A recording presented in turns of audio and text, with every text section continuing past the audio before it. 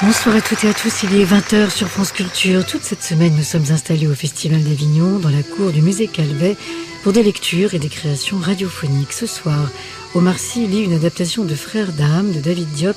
Il est accompagné au piano par le musicien Issam Krimi. Pour la première fois, Omar Sy quitte les plateaux de cinéma pour monter sur une scène de théâtre. Et cette scène, ce soir, c'est celle du musée Calvet, haut lieu de France Culture, en juillet. Devant une salle comble, Omar Sy a enregistré le 10 juillet la lecture que vous allez entendre dans quelques instants. Frères d'âme, c'est l'histoire de Alpha Ndiaye et Madame Diop, deux tirailleurs sénégalais, deux frères d'âme et d'armes engagés dans la Grande Guerre. Une histoire de fraternité, de solidarité et d'effroi devant la violence du monde, celle de la guerre et des tranchées. David Diop a reçu tout récemment le Booker Prize international pour ce livre. Dans la lumière d'une belle fin de journée avignonnaise, devant un public nombreux et chaleureux, Omar Sy monte sur le plateau et entre dans la peau de Alpha Ndiaye.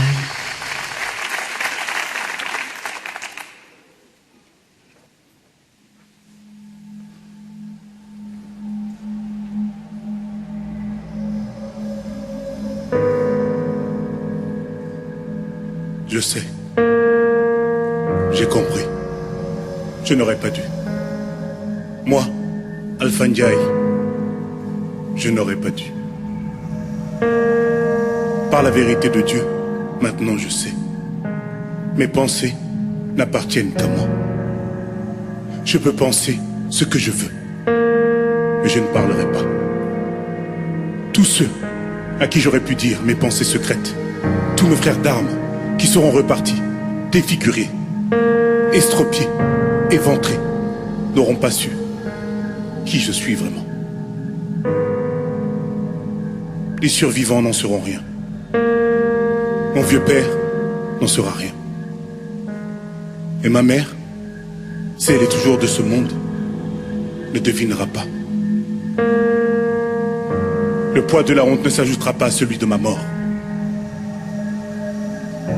Ils ne s'imagineront pas ce que j'ai fait, ce que j'ai pensé, jusqu'où la guerre m'a conduit. Par la vérité de Dieu, l'honneur de ma famille sera sauf. L'honneur de façade. Dans le monde d'avant, je n'aurais pas osé. Mais dans le monde d'aujourd'hui, par la vérité de Dieu, je me suis permis l'impensable. Aucune voix ne s'est élevée dans ma tête pour me l'interdire. La voix de mes ancêtres, celle de mes parents, se sont tues quand j'ai pensé faire ce que j'ai fini par faire.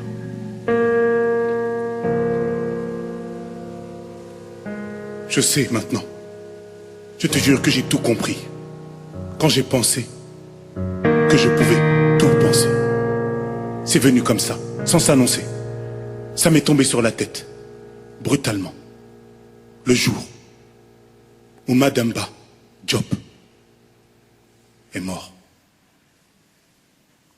Madame Diop, mon plus que frère, a mis trop de temps à mourir.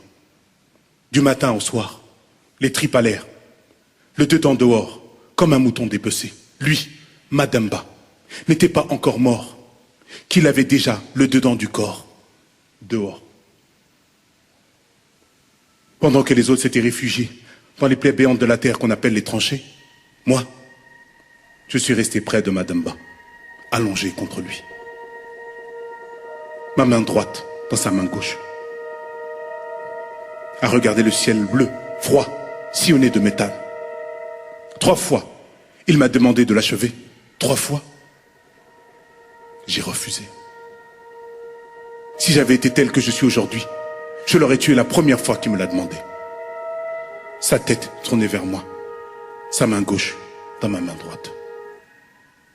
Par la vérité de Dieu, si j'étais devenu ce que je suis maintenant, je l'aurais égorgé, comme un mouton de sacrifice. Mais je n'ai pas su couper les fils barbelés de sa souffrance. Par la vérité de Dieu, j'ai laissé Madame pleurer comme un petit enfant. Il m'a dit, par la grâce de Dieu, Alpha, si tu es mon frère, si tu es vraiment celui que je pense, égorge-moi comme un mouton de sacrifice. Ne laisse pas le museau de la mort dévorer mon corps. Alpha Ndiaye, je t'en supplie, égorge-moi. Pour ne pas contrevenir aux lois humaines, aux lois de nos ancêtres, j'ai laissé Madame Ba, mon plus que frère, mon ami d'enfance, mourir, les yeux pleins de larmes. La main tremblante, à chercher dans la boue du champ de bataille ses entrailles pour les ramener à son ventre ouvert.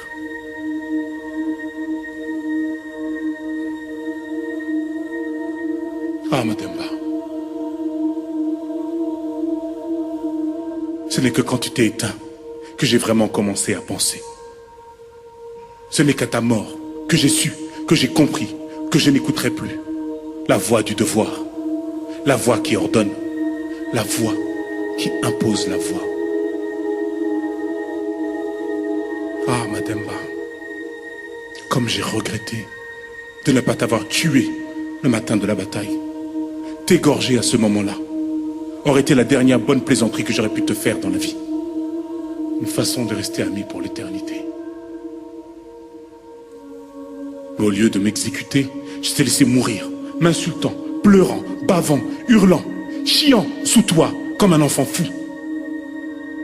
Au nom de je ne sais quelle loi humaine, je t'ai abandonné à ton sort misérable. Peut-être pour sauver mon âme. Mais aussitôt que tu es mort, mon ami, mon plus que frère, aussitôt que tu es mort, j'ai su que je n'aurais pas dû t'abandonner.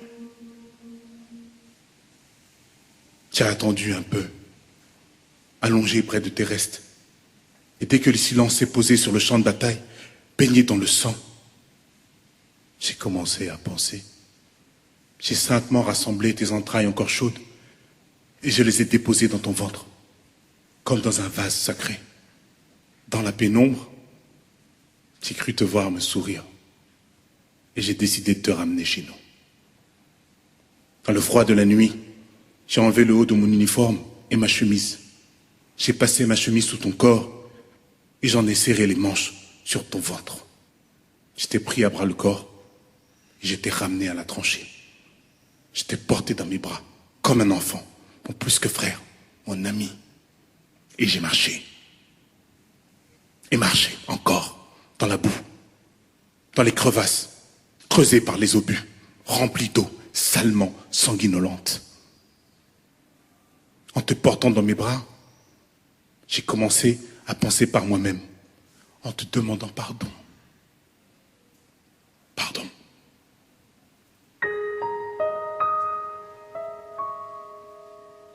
Je marche sous la lune claire, étreignant Madame Ba, sans savoir qu'un long ruban de son intestin a échappé au nœud de ma chemise serrée autour de sa taille. Quand ils voient le désastre humain que je porte, ils me disent que je suis courageux et fort. Ils disent qu'ils n'auraient pas pu, qu'ils auraient abandonné Madame Ba Diop au rat. Ils disent que je mérite une médaille, que je serai croix de guerre, que ma famille sera fière de moi, et que même Mangin, le général, sera fier de moi. La médaille m'est égale, et personne ne le saura. Personne ne saura non plus que Madame Ba m'a supplié 3 fois de l'achever. Que je suis resté sourd à ces 3 supplications. J'ai été inhumain par obéissance aux voix du devoir. Là, je deviens libre. Libre de ne plus les écouter. De ne plus obéir à ces voix qui commandent de ne plus être humain quand il le faut. Dans la tranchée, je vis comme les autres. Je bois, je mange comme les autres. Je chante parfois comme les autres. Je chante faux. Et tout le monde rit. Vous, les Ndiaye, vous ne savez pas chanter. Ils se moquent un peu de moi, mais ils me respectent. Ils ne savent pas ce que je pense d'eux. Je les trouve bêtes. Je les trouve idiots parce qu'ils ne pensent à rien. Soldats, noirs ou blancs, ils disent toujours oui. Quand on leur commande de sortir de la tranchée protectrice pour attaquer l'ennemi à découvert, c'est oui. Quand on leur dit de faire les sauvages pour faire peur à l'ennemi d'en face, c'est oui. Le capitaine dit que les ennemis ont peur des nègres, des sauvages, des cannibales, des zoulous, et ils rient. Ils sont contents que l'ennemi d'en face ait peur d'eux. Ils sont contents d'oublier leur propre peur. Quand ils surgissent de la tranchée, leur fusil dans la main gauche et le coupe-coupe dans la main droite. Le capitaine Armand leur dit, vous, les chocolats d'Afrique noire, vous êtes naturellement les plus courageux parmi les courageux. La France vous admire. Les journaux ne parlent que de vos exploits.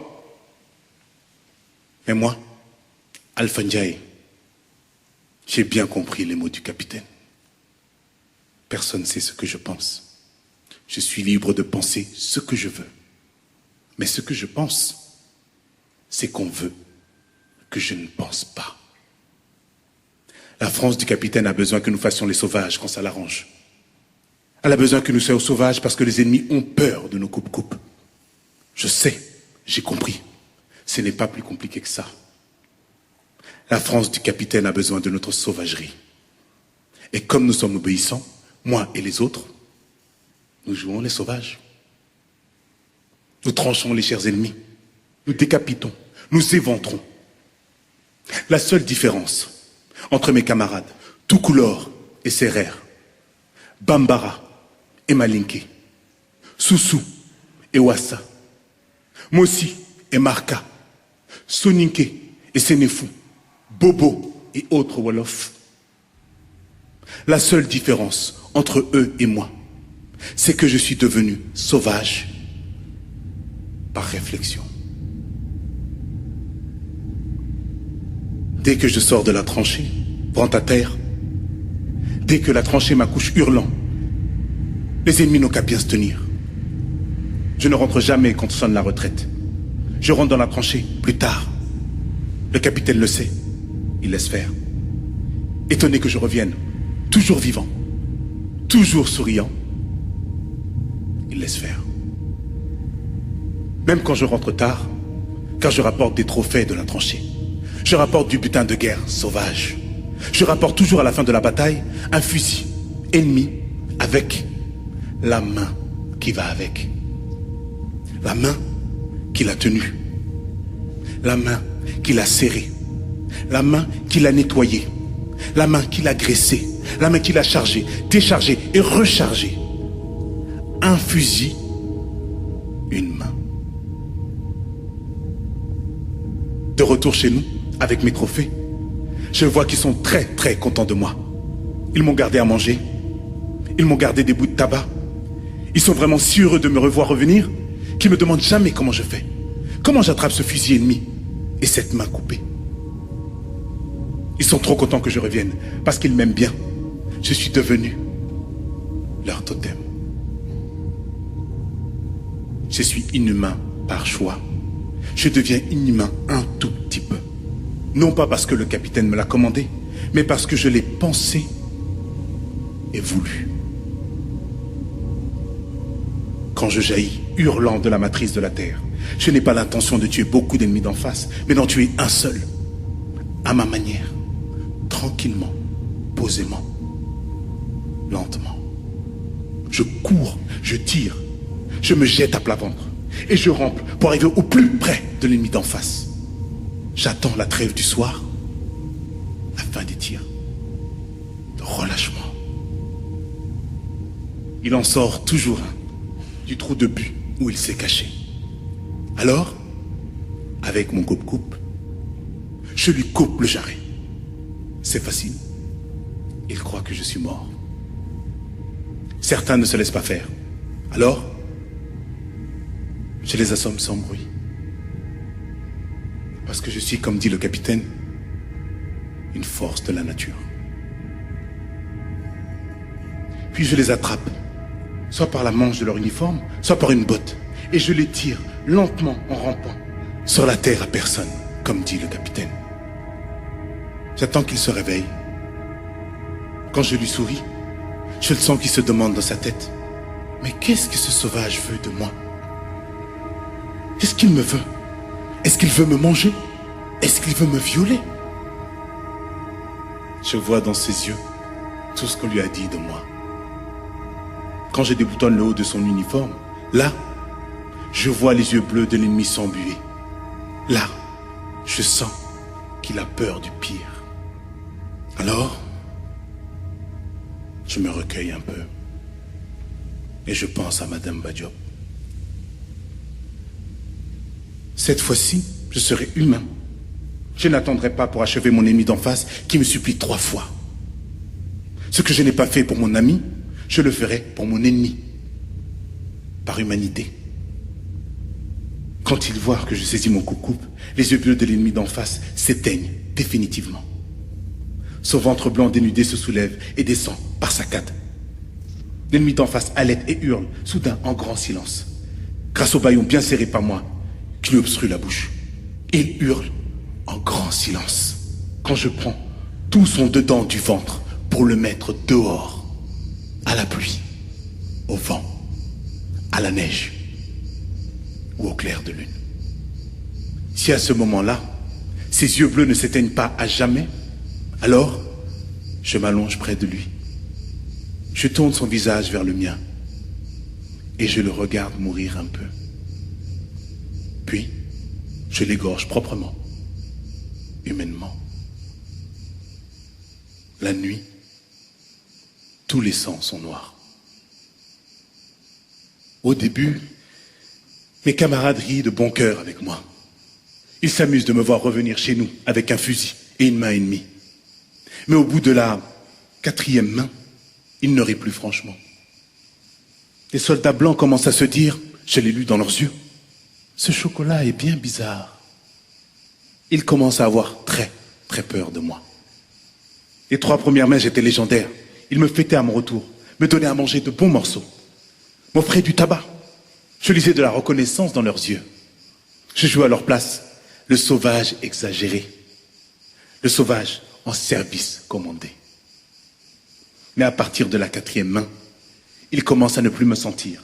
Tout à coup, plus personne ne me tape sur l'épaule en rigolant.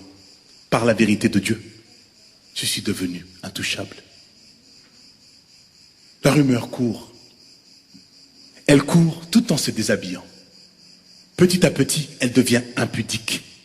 Bien vêtue au départ, bien décorée au départ, bien costumée, bien médaillée. La rumeur effrontée finit par courir les fesses à l'air. Je ne la remarque pas tout de suite. Je ne la distingue pas bien. Je ne sais pas ce qu'elle complote. Tout le monde la voit courir devant soi, mais personne ne la décrit vraiment. Soudain, je surprends enfin des paroles chuchotées. Et je sais que le bizarre devient le fou. Et le fou devient le sorcier. Le soldat sorcier. Qu'on ne me raconte pas qu'on n'a pas besoin de fous sur les champs de bataille. Par la vérité de Dieu, il faut bien être fou pour obéir au capitaine Armand quand il siffle l'attaque, sachant qu'il n'y a presque aucune chance de revenir vivant chez nous. La folie temporaire permet d'oublier la vérité des balles. La folie temporaire est la sœur du courage à la guerre. Mais quand on donne l'impression d'être fou tout le temps, alors là, on fait peur. Alors là, on commence à ne plus être le frère courage, le trompe-la-mort, mais bien l'ami véritable de la mort. Son complice. Sont plus que frères. Pour tous, soldats noirs et blancs, je suis devenu la mort. Je sais, je l'ai compris. Ils pensent que je suis un sorcier, un dévoreur du dedans des gens, un dum, que je le suis depuis toujours, mais que la guerre l'a révélé. La rumeur toute nue prétend que j'ai mangé le dedans de Madame Badiop, mon plus que frère, avant même sa mort. La rumeur effrontée dit qu'il faut se méfier de moi. La rumeur fait sa l'air dit que je dévore le dedans des ennemis d'en face, mais aussi le dedans des amis. La rumeur impudique dit attention, prudence. Que fit-il des mains coupées? Il nous les montre et ensuite elles disparaissent. Attention, prudence.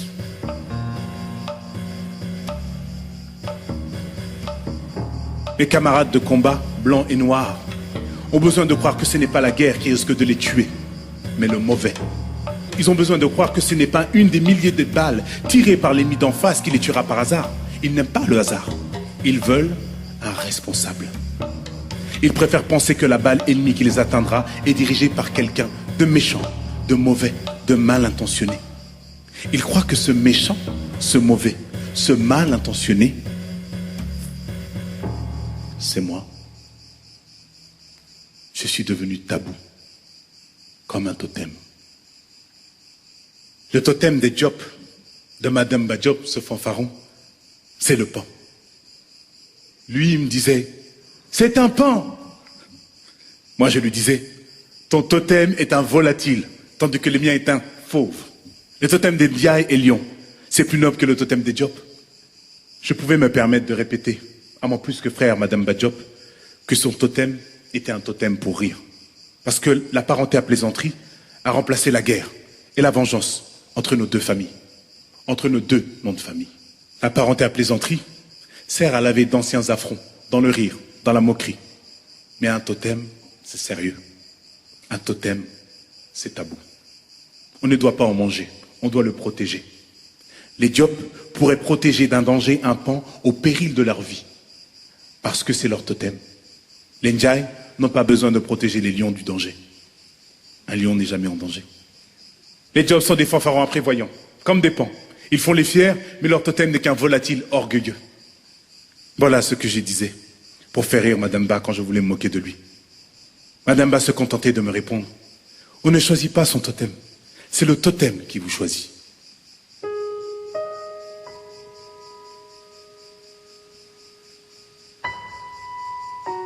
Malheureusement, je lui parlais de son totem, orgueilleux volatile, le matin de sa mort. Et c'est pour ça qu'il est parti le premier de tous, pour nous montrer, à la tranchée et à moi, qu'il n'était pas un fanfaron, qu'il était courageux. C'est à cause des totems, de la parenté à plaisanterie et de moi, que Madame Badiop s'est fait éventrer par un ennemi à demi-mort aux yeux bleus ce jour-là. Depuis que j'ai décidé de penser par moi-même, de ne rien m'interdire en matière de pensée, j'ai compris que ce n'est pas l'ennemi d'en face aux yeux bleus qui a tué Madame Ba. C'est moi.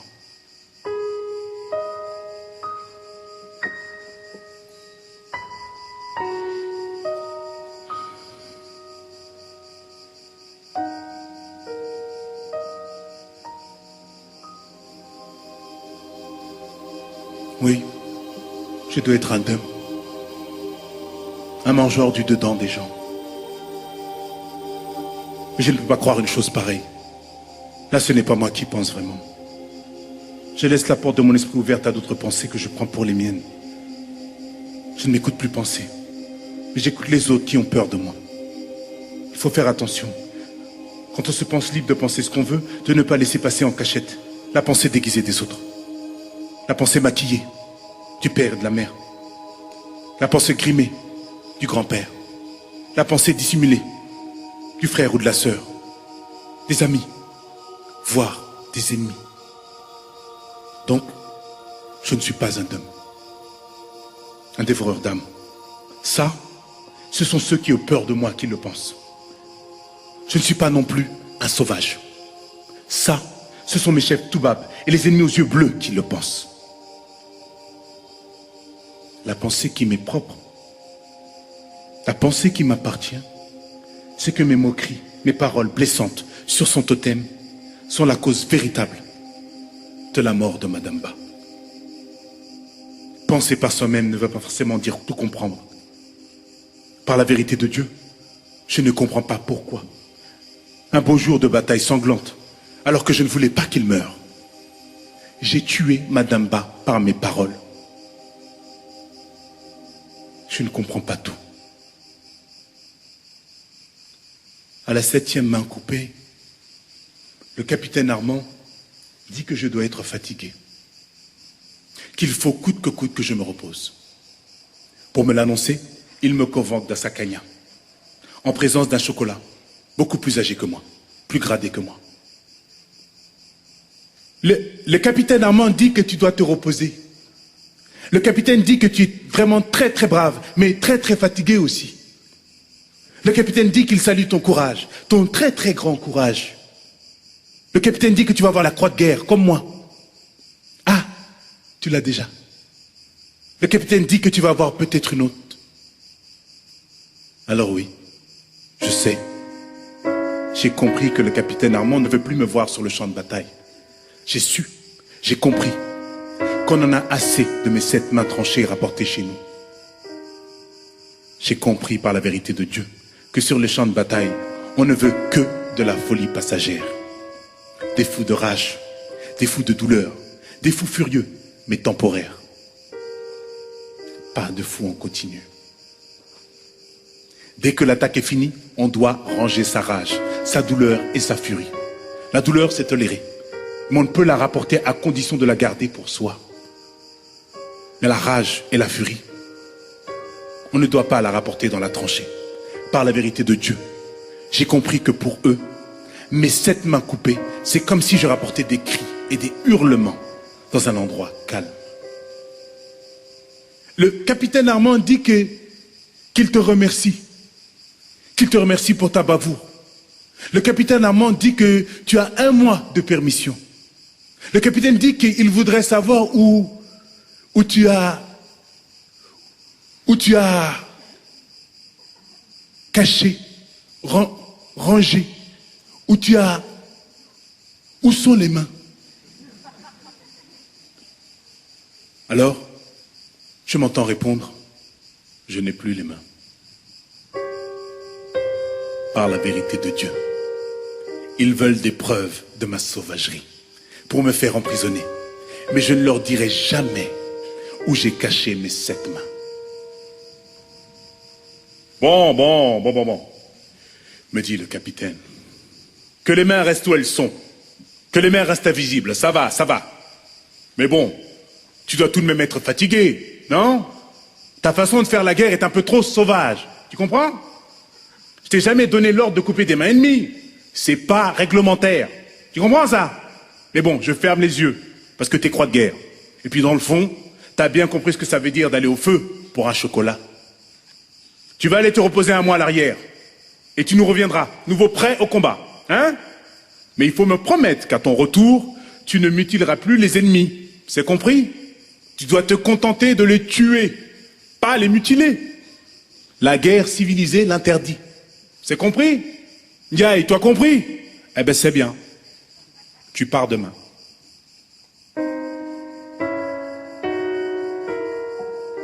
Le capitaine Armand est un petit homme aux yeux noirs jumeaux, noyé de colère continue. Ses yeux noirs jumeaux sont pleins de haine pour tout ce qui n'est pas la guerre. Pour le capitaine, la vie, c'est la guerre. Le capitaine aime la guerre comme on aime une femme capricieuse. Il passe tous ses caprices à la guerre. Il la couvre de cadeaux. Il la fournit sans compter en vie de soldat.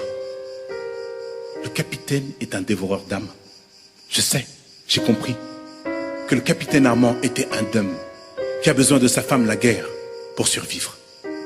Tout comme elle a besoin d'un homme comme lui pour être entretenu.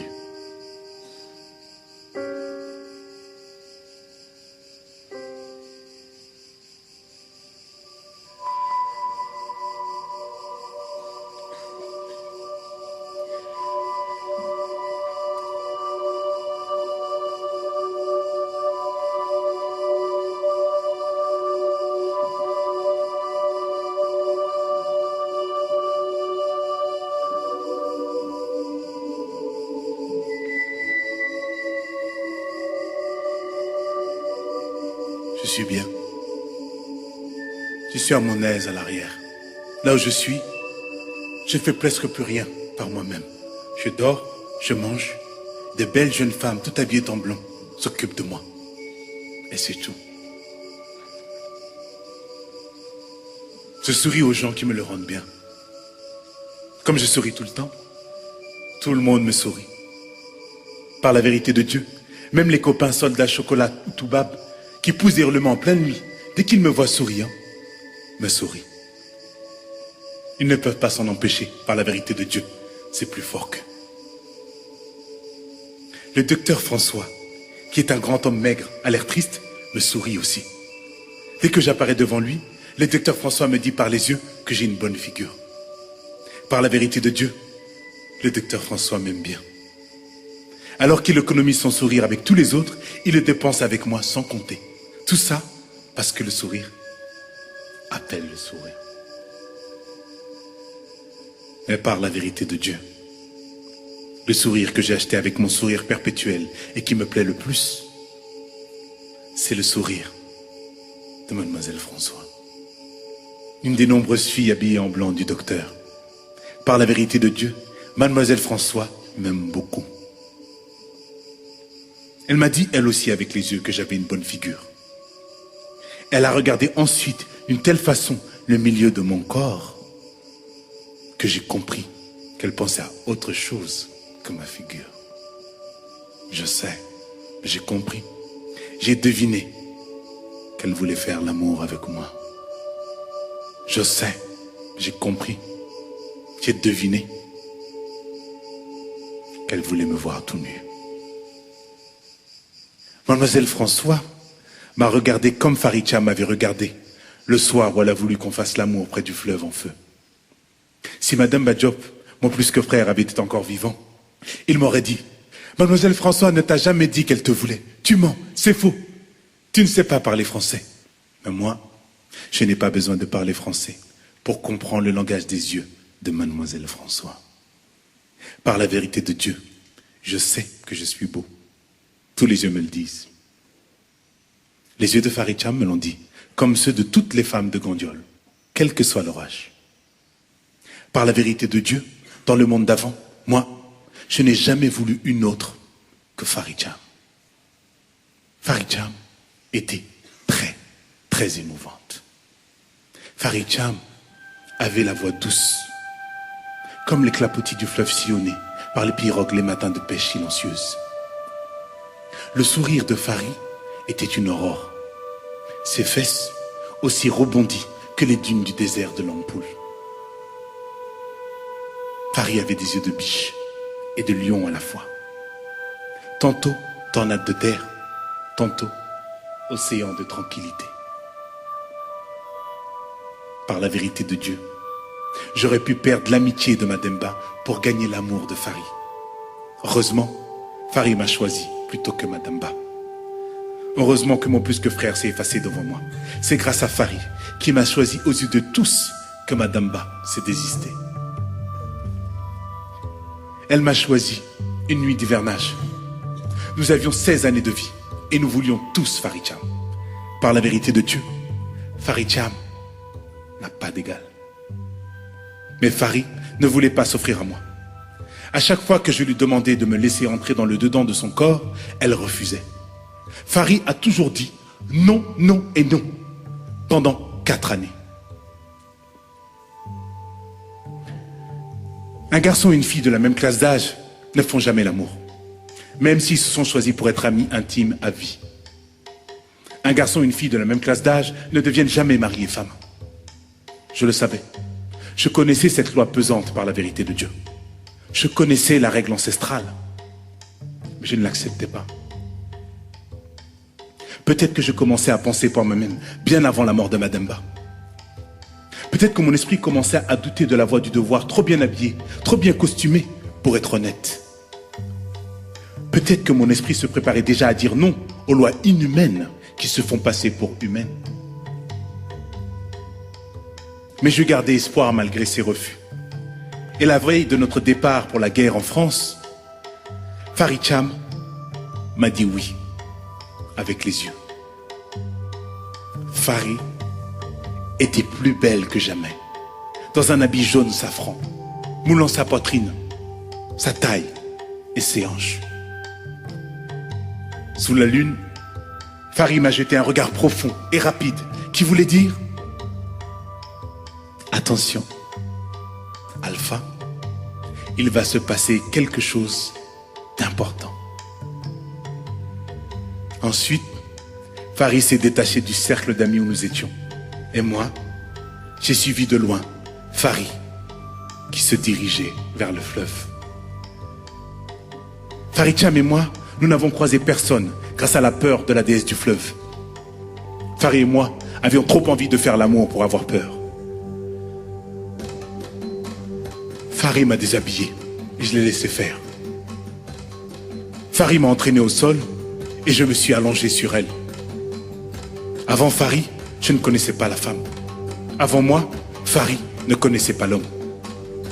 Sans savoir comment, je suis entré dans l'intérieur du milieu du corps de Faricham. Par la vérité de Dieu, l'intérieur du corps de Fari était incroyablement doux, chaud et humide. Je suis resté longtemps sans bouger, palpitant, dans l'intérieur de Farid. Puis tout à coup,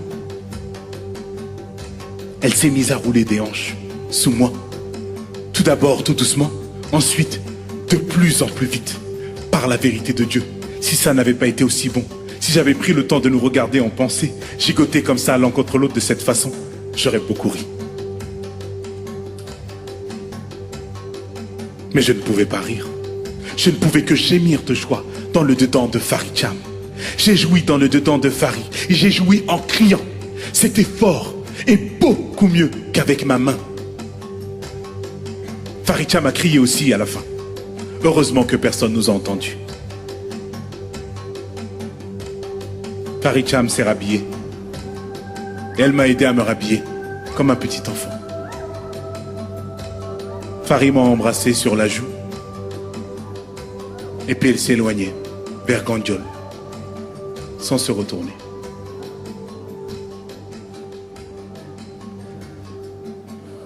Je crois que Farid a commencé à penser par elle-même avant moi. Je pense qu'elle voulait qu'un si beau corps que le mien connaisse le bonheur de cette douceur avant de partir pour la guerre. Je sais, j'ai compris que Farid voulait faire de moi un homme accompli, avant que j'aille offrir mon beau corps de lutteur aux coups sanglants de la guerre, malgré l'interdiction ancestrale. Quand la rumeur de la guerre est arrivée au village, Farid a bien compris que la France et son armée m'enlèveraient à elle. Elle a su, elle a compris que je partirais à jamais. Je suis resté là, à regarder la lune flamber sur le fleuve. Je suis resté longtemps à regarder le fleuve en feu, sans penser à rien. Par la vérité de Dieu, ça a été la dernière fois que j'ai vu Farid Cham avant de partir pour la guerre. Le docteur François est comme un maître d'école. Il dit de nous asseoir sur les chaises et sur chaque table, sa fille, Mademoiselle François, habillée tout en blanc, dépose une feuille en papier et un crayon. Puis par signe, le docteur François nous demande de dessiner tout ce qu'on veut. Je sais, j'ai compris que derrière ces lunettes qui grossissent ses yeux bleus jumeaux, le docteur François regarde le dedans de nos têtes. Ses yeux bleus jumeaux perçants nous scrutent pour sauver nos têtes. Je sais, j'ai compris que le docteur François est un purificateur de nos têtes souillées de guerre. Par la vérité de Dieu, le docteur François est reposant. Le docteur François ne parle presque jamais. Alors, je parle au docteur François par mes dessins. Je sais, j'ai compris très vite que mes dessins racontaient mon histoire. Ce que je dessine en premier sur la feuille que me donne le docteur François est une tête de femme. Je dessine la tête de ma mère, Pendoba. Par la vérité de Dieu, ma mère est très très belle dans mon souvenir. Et je la dessine bien coiffée, à la mode Peul, bien parée de ses bijoux, à la mode Peul. Par la vérité de Dieu, je crois que mon dessin est si vivant que le docteur François entend ma mère lui dire de sa bouche dessinée qu'elle est partie et qu'elle ne m'a pas oublié, qu'elle est partie en me laissant chez mon père, ce vieil homme, mais qu'elle m'aime toujours. Ma mère, quatrième et dernière épouse de mon père, avait accepté ce vieil homme alors qu'elle sortait tout juste de l'enfance. Et Pendo avait fini par aimer Basira Kumbanjai, mon père, parce qu'il était son exact contraire. Il était vieux, comme un paysage immuable. Elle était jeune, comme un ciel changeant. Il était immobile, comme un baobab. Elle était fille du vent. Et Pendo, qui ne supportait Gandiol que dans l'attente du retour de sa famille, a commencé à dépérir dès la première année de leur absence. Un soir, peu avant son départ, Pendoba, ma mère, m'a serré dans ses bras et elle m'a dit, dans sa langue chantante, le fulfuld, qu'il fallait qu'elle sache ce qui était arrivé à mon grand-père, à mes oncles et à leurs troupeaux. Comme mon père, dès qu'elle est partie, j'ai commencé à l'attendre. Le deuxième dessin que j'ai fait au docteur François est le portrait de Madame Ba, mon ami, mon plus que frère. Ce dessin-là est moins beau. Non pas parce que j'ai les moins bien réussi, mais parce que Madame Ba était vilain. Même si Madame Ba n'était pas aussi beau que moi à l'extérieur, à l'intérieur, il l'était plus. Quand ma mère est partie sans retour, je n'avais plus de maman. Madame Ba, qui avait de la peine pour moi, a voulu que sa maman m'adopte. Je suis sorti tout doucement de ma famille pour entrer dans celle de Madame Ba. Mon père, ce vieil homme, l'acceptait, sans rien dire. Mon père, ce vieil homme, ne pouvait plus me voir sans avoir envie de pleurer. Je sais, j'ai compris que je ressemblais trop à Pendoba, à ma mère. La troisième chose que je dessine au docteur François, ce sont mes 7 mains. Je les dessine pour pouvoir les revoir en vrai, comme elles étaient quand je les ai coupées. Je les dessine les unes à côté des autres sur la grande page blanche que m'a donnée mademoiselle François. Mes 7 mains, c'est la furie, c'était la vengeance, c'était la folie de la guerre. J'ai donc décidé un beau soir de les enterrer avec la complicité de la lune. Alors, pour laver à grands seaux d'eau mystique l'intérieur de ma tête, j'ai dessiné mes 7 mains. Il fallait les montrer au docteur François pour qu'elles sortent du dedans de ma tête. Mes 7 mains ont parlé, elles ont tout avoué. À mes juges, par la vérité de Dieu, je sais, j'ai compris que mon dessin m'avait dénoncé. Le docteur François, après les avoir vus, ne m'a plus souri comme avant.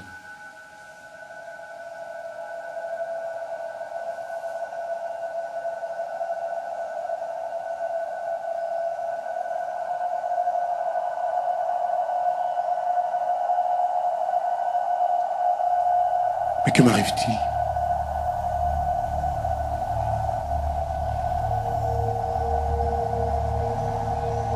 Quelle est cette ombre qui rôde autour de moi et qui m'implore? Madame Badiop, mon plus que frère, je t'aperçois avec les yeux de l'âme, errant dans les ténèbres. Oui, je sais, j'ai compris, je n'aurais pas dû. Oui, par la vérité de Dieu, je sais ce que je te dois. Je te dois ma voix. Je me tais, Madame Ba. Madame Ba, parle, parle, parle, par ma voix.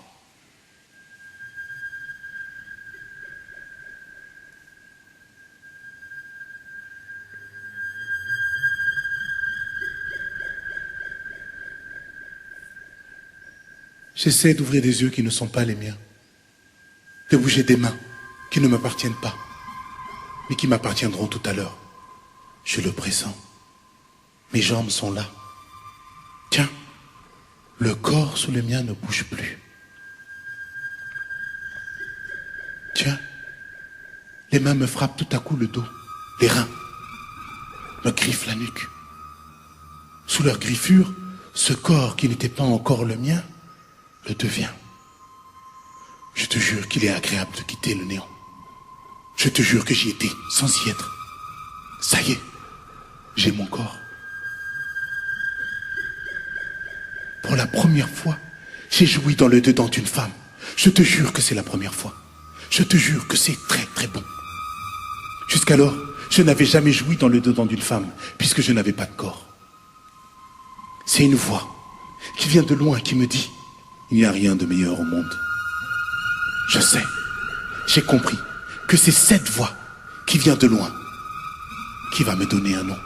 Je sais, j'ai compris. La voix va me baptiser bientôt. Mon dedans dehors est dans le corps d'une femme inconnue. Elle est sous moi, elle ne bouge pas.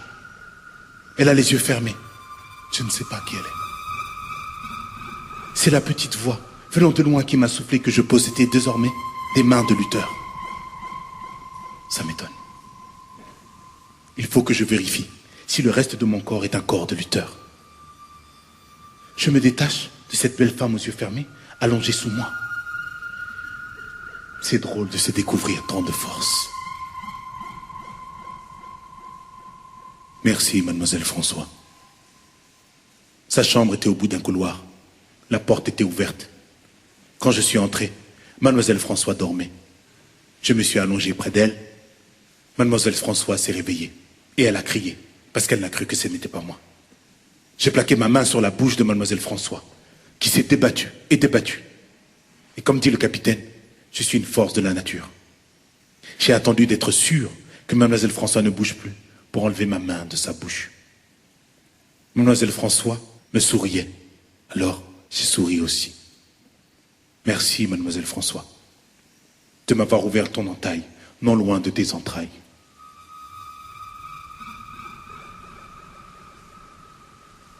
Par la vérité de Dieu, vive la guerre. Par la vérité de Dieu, j'ai plongé en elle comme on plonge dans le courant puissant d'un fleuve que l'on veut traverser de nage furieuse. Par la vérité de Dieu, je lui ai donné des coups de rein à l'éventrer. Par la vérité de Dieu, j'ai senti tout à coup dans ma bouche le goût du sang. Par la vérité de Dieu, je n'ai pas compris pourquoi. Il me demande mon nom, mais j'attends d'eux qu'ils me le révèlent. Je te jure que je ne sais pas encore qui je suis. Mon corps essaie de parler par ma bouche. Je ne sais pas qui je suis, mais je crois savoir ce que mon corps peut dire de moi. L'épaisseur de mon corps, sa force surabondante, ne peuvent signifier dans l'esprit des autres que le combat, la lutte, la guerre, la violence et la mort. Mon corps m'accuse à mon corps défendant. Mais pourquoi l'épaisseur de mon corps et sa force surabondante ne pourraient pas signifier aussi la paix, la tranquillité et la sérénité? Une petite voix venue de très très loin m'a dit que mon corps est un corps de lutteur. Je te jure que je crois que j'ai connu un lutteur dans le monde d'avant, mais je ne me rappelle plus son nom. Ce corps épais dans lequel je me retrouve sans savoir qui je suis est peut-être le sien. Peut-être l'a-t-il déserté pour me laisser une place par amitié, par compassion. C'est ce que me chuchote une petite voix lointaine dans ma tête.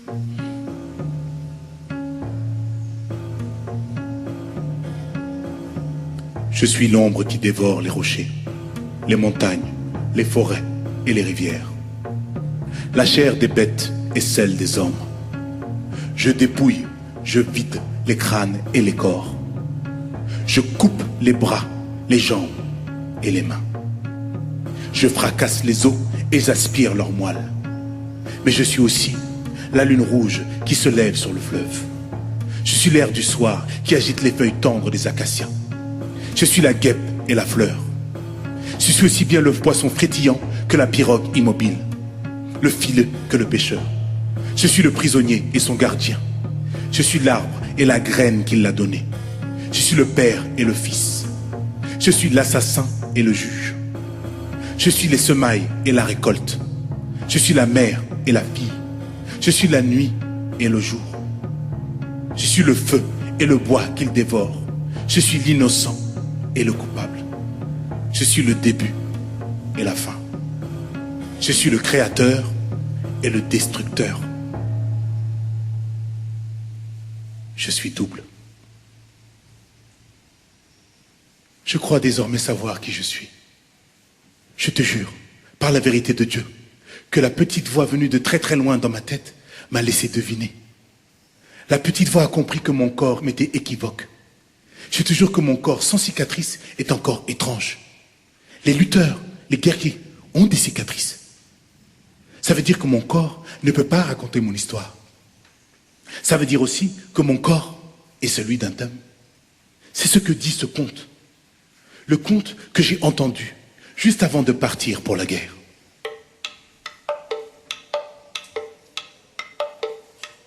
Tout le monde connaît l'histoire de ce prince sorti de nulle part pour épouser la fille capricieuse d'un roi vaniteux. Cette fille capricieuse d'un roi vaniteux voulait d'un homme sans cicatrice. Elle voulait d'un homme sans histoire. Le prince, qui était tout droit sorti de la brousse pour l'épouser, ne portait aucune cicatrice. Ce prince était d'une terrible beauté. Et il plut à la princesse capricieuse. Mais il déplut à la nourrice de la princesse. La nourrice de la princesse avait compris au premier regard que le prince d'une terrible beauté était un sorcier. Les princes, comme les lutteurs, portent toujours des cicatrices qui racontent leur histoire. Pas de cicatrices, pas d'épopée. Pas de cicatrices, pas de grand nom. Pas de cicatrices, pas de renommée. Voilà pourquoi la petite voix dans ma tête a pris les choses en main. Voilà pourquoi la petite voix m'a laissé deviner mon nom. Car le corps que j'habite, le corps qu'on m'a légué, ne porte aucune cicatrice.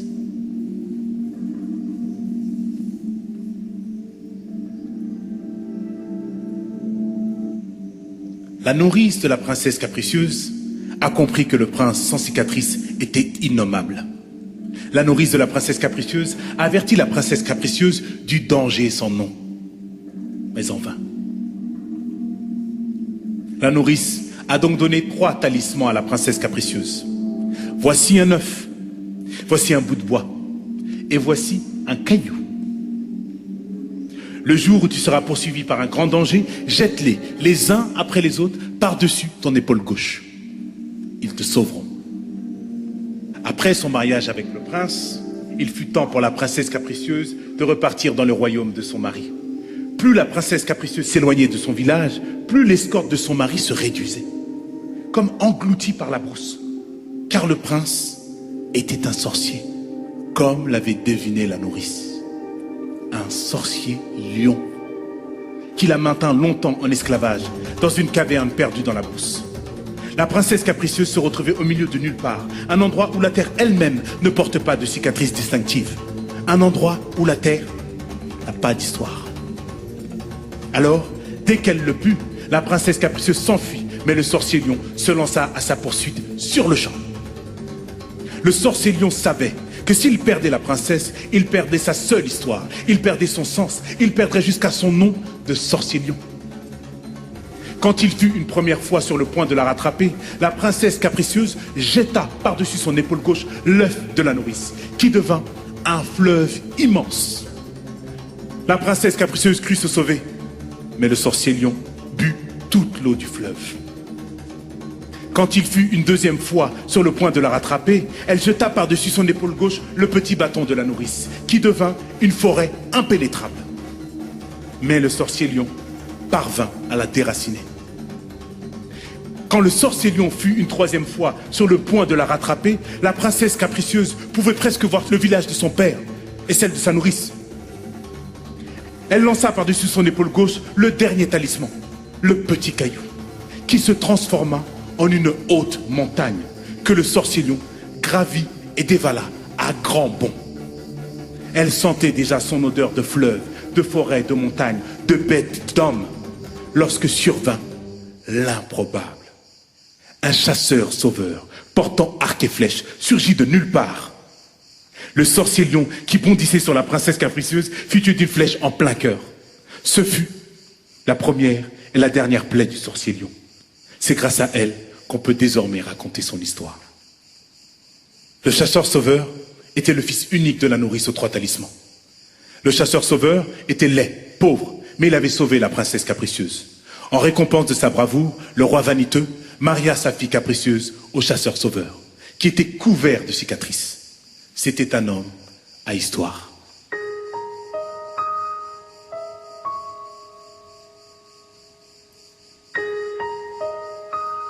Je te jure que l'histoire du sorcier lion, je l'ai entendue tout juste avant de partir à la guerre. Cette histoire, comme toutes les histoires intéressantes, est une histoire pleine de sous-entendus malins. Celui qui raconte une histoire connue, comme celle du sorcier lion et de la princesse capricieuse, peut y dissimuler une autre histoire. Quand elle est comprise par ceux à qui elle est destinée, l'histoire cachée dans l'histoire connue peut changer le cours de leur vie. Je te jure que l'histoire du sorcier lion, je l'ai entendue la nuit en compagnie des jeunes gens de ma classe d'âge. J'ai su, j'ai compris que Farid-Cham l'avait prise pour elle. Je le sais, je l'ai compris quand Farid-Cham s'est levé pour prendre congé de nous. Je sais, j'ai compris que Farid se moquait qu'on la voit comme une princesse capricieuse. Je sais, j'ai compris qu'elle désirait le sorcier lion. Quand Alpha Ndiaye, mon plus que frère, l'homme au totem lion, s'est levé à son tour, peu après Farid. Je sais, j'ai compris qu'il allait la rejoindre dans la brousse pour s'unir à elle. Je le sais, parce que j'étais là-bas, sans y être. Moi, son plus que frère.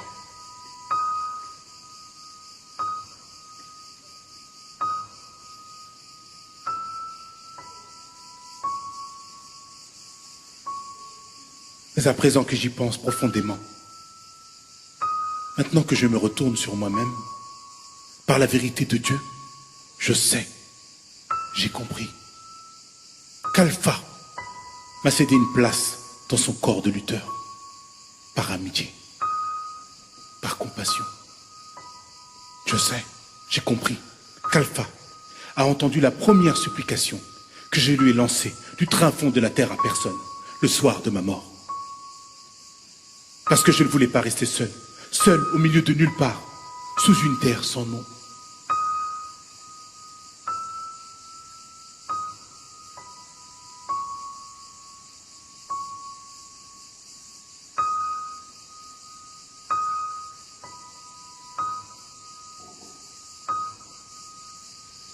Par la vérité de Dieu,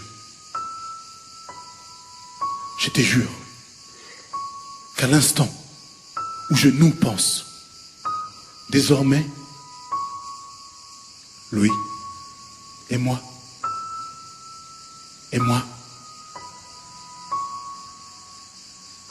c'est lui.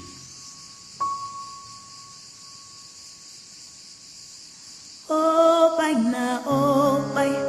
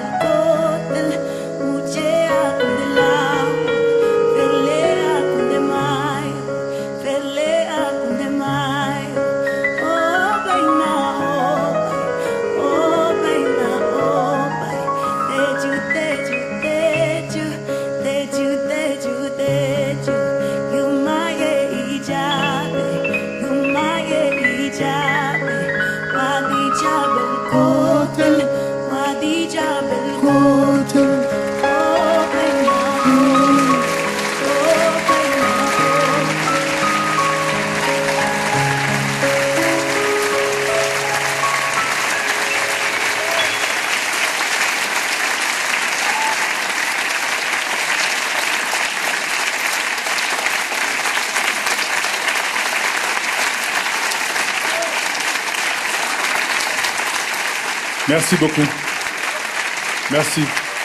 Merci à tous. Frères d'âme, lu par Omar Sy.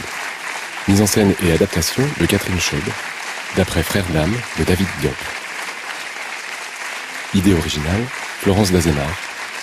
Musique originale, Issam Krimi. Réalisation radiophonique de Christophe Hoquet. Merci. Enregistré en public au Festival d'Avignon dans la cour du musée Calvé le 10 juillet 2021. Prise de son, montage et mixage, Benjamin Perru, Mathieu Tourin. Sonorisation, Jean-Benoît Tétu.